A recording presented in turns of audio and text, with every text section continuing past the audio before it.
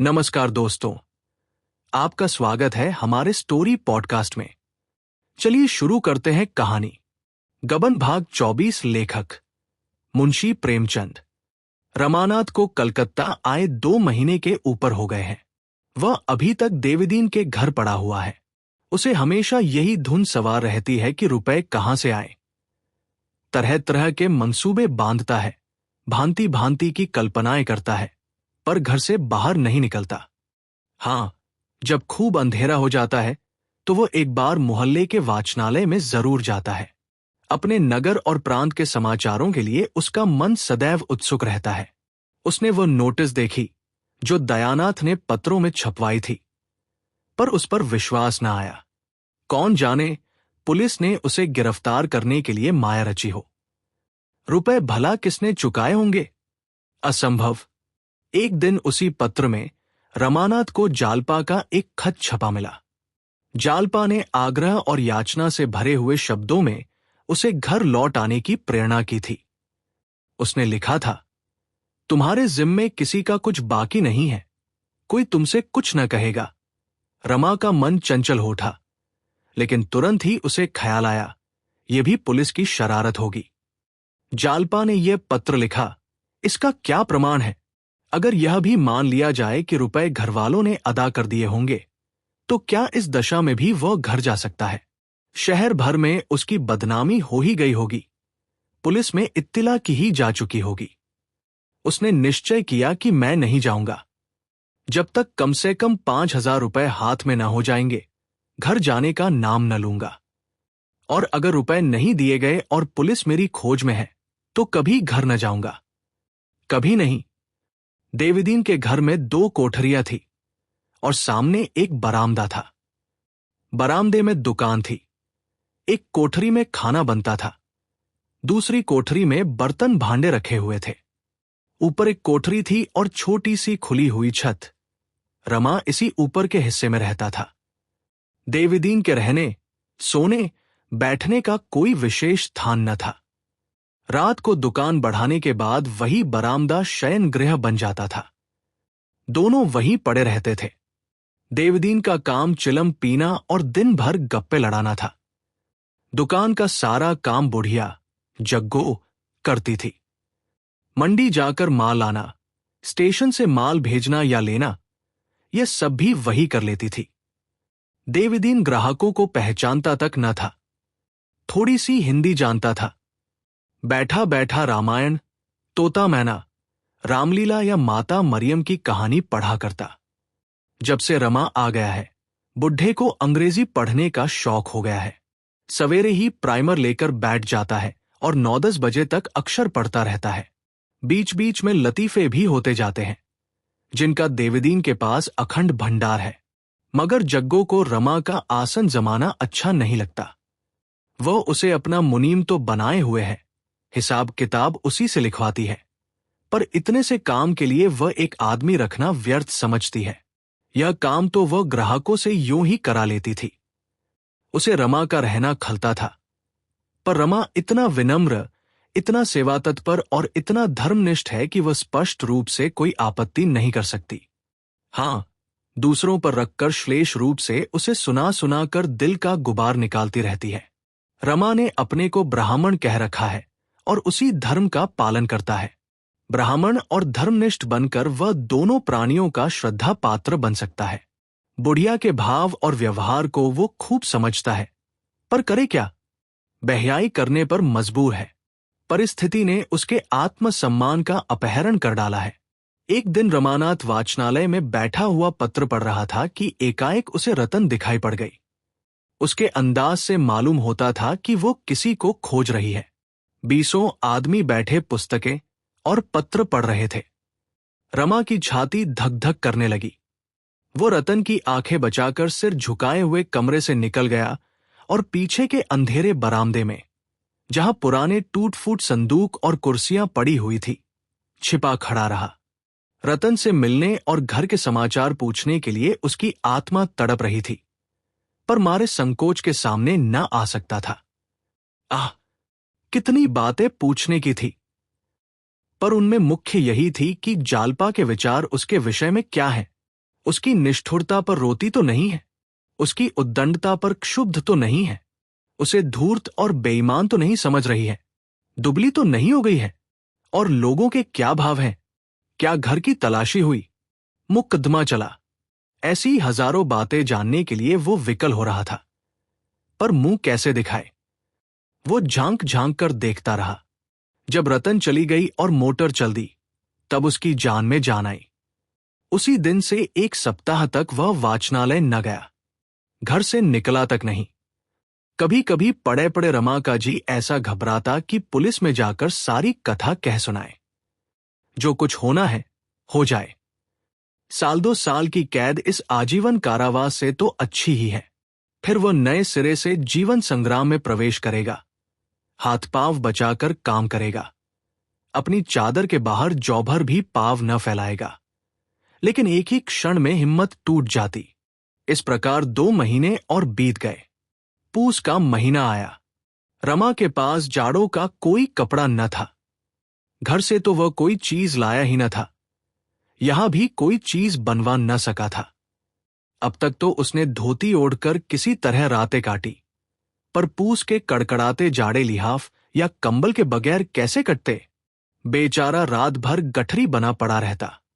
जब बहुत सर्दी लगती तो बिछावन ओढ़ लेता। देवीदीन ने उसे एक पुरानी दरी बिछाने को दे दी थी। उसके घर में शायद यही सबसे अच्छा बिछावन था।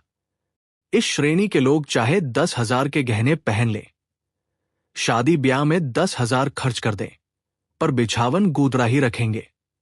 इस सड़ी हुई दरी से जाड़ा भला क्या जाता, पर कुछ ना होने से अच्छा ही था। रमा संकोचवश देवीदीन से कुछ कह न सकता था, और देवीदीन भी शायद इतना बड़ा खर्च न उठाना चाहता था। या संभव है इधर उसकी निगाह ही न जाती हो।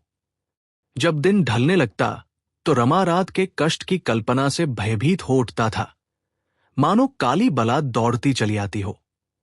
रात को बार बार खिड़की खोलकर देखता कि सवेरा होने में कितनी कसर है। एक दिन शाम को वो वाचनालय जा रहा था कि उसने देखा, एक बड़ी कोठी के सामने हजारों कंगले जमा हैं। उसने सोचा, ये क्या बात है, क्यों इतने आदमी जमा हैं? भीड़ के अंदर घुसकर देखा तो मालूम हुआ सेठ जी कंबलों का दान कर रहे हैं। कंबल बहुत घटिया थे, पतले और हल्के, पर जनता एक पर एक टूटी पड़ती थी।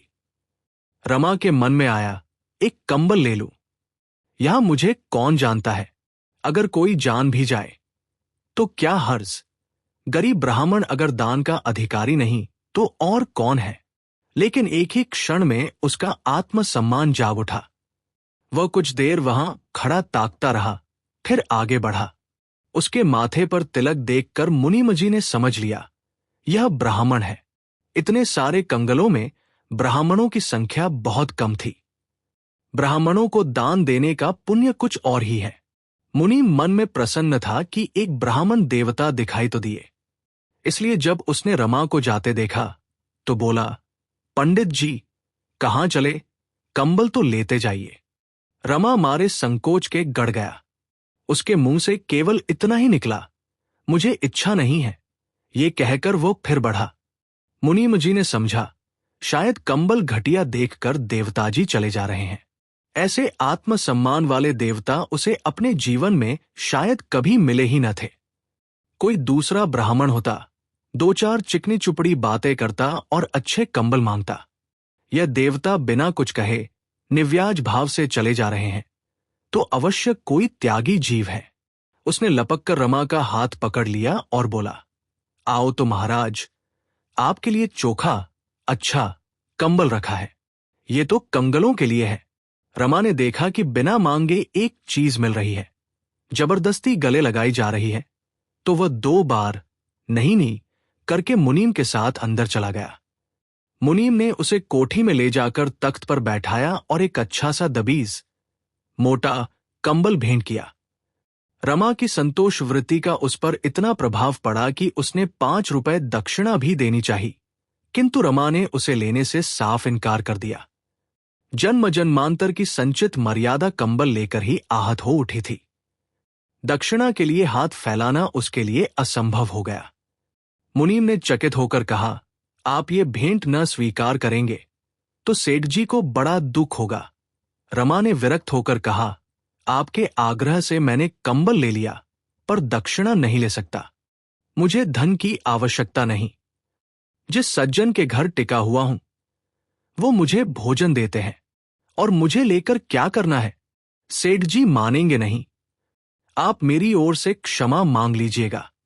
आपके त्याग को धन्य है। ऐसे ही ब्राह्मणों से धर्म की मर्यादा बनी हुई है। कुछ देर बैठिए तो सेठ जी आते होंगे। आपके दर्शन पाकर बहुत प्रसन्न होंगे। ब्राह्मणों के परम भक्त हैं और त्रिकाल संध्या वंदन करते हैं महाराज। 3 बजे रात को गंगा तट पर पहुंच जाते हैं और वहां से आकर पूजा पर बैठ जाते हैं। 10 बजे भागवत का पारायण करते हैं, भोजन पाते हैं, तब कोठी में आते हैं। 3-4 बजे फिर संध्या करने चले जाते हैं। 8 बजे थोड़ी देर के लिए फिर आते हैं।